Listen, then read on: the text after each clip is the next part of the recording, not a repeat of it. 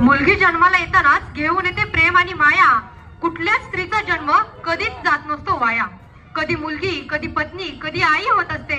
सासर माहेर उजळविणारी मुलगी एक ज्योत असते. सासर माहेर उजळविणारी मुलगी एक ज्योत असते.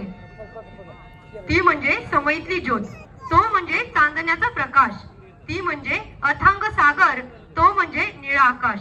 ती म्हणजे बासरीचा सूर, तो म्हणजे भुपाळीची तान.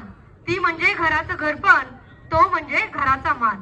तिच्या त्याच्या एकोप्यानं बनत असतं एक घर. तिच्या त्याच्या विवाहाला शुभेच्छा आहेत आभाळभर. तिच्या त्याच्या विवाहाला शुभेच्छा आहेत आभाळभर. आणि याचाच वर्णन या ठिकाणी अमृतानुभवमध्ये संत ज्ञानेश्वर माऊलींनी दो दांडी एक श्रुती, दो धृती एक दीप्ती असं केलेलं आहे. डोळे दोन असतात पण त्यामध्ये दृष्टी एक असते.